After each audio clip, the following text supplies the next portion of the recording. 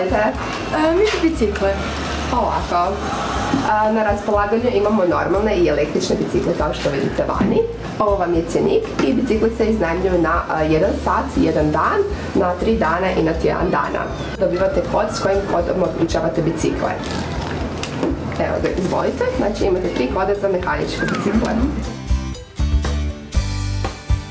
Doviđenja, hvala.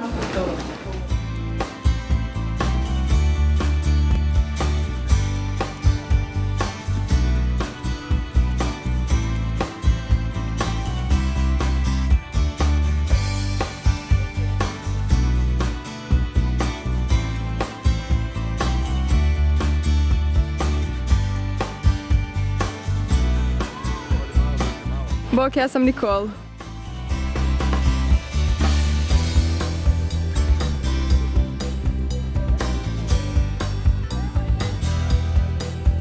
Ćao, ja sam Manuela.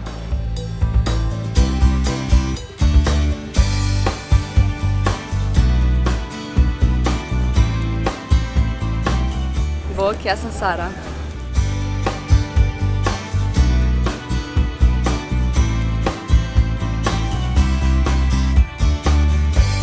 Evo, imamo nekoliko sati još prije nego što krenemo sa radom.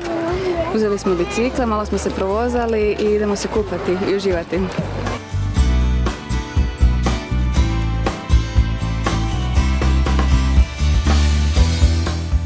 Super mi je raditi na ATP turniru jer možemo kombinirati posao i slobodno vrijeme, plaža nam je jako blizu i onda kad imamo vremena otiđemo na plažu i uživamo.